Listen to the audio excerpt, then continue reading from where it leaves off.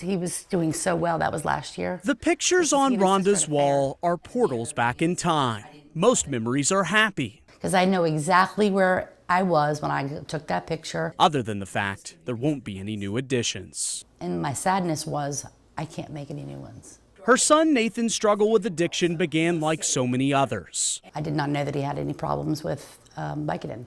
A prescription for a broken nose eventually turned into an addiction to heroin.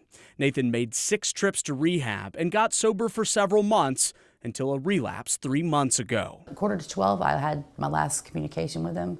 He went in his room to go to bed. Next morning, we didn't want to bother him. Thought he was sleeping. He would never wake up.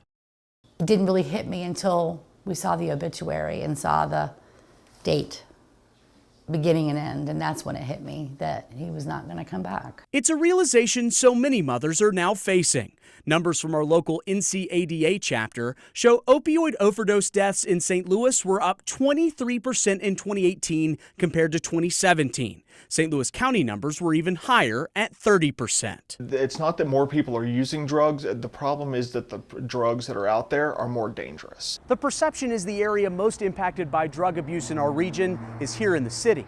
But the numbers show it's just as big of a problem in rural areas and neighborhoods that may look just like yours.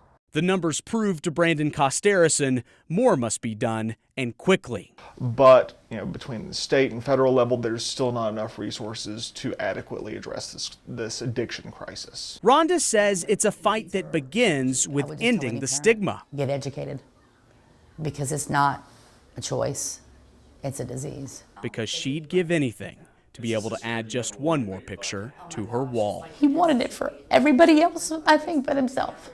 In St. Charles, Chris Davis, 5 on your side. I'm still trying to figure out if he looks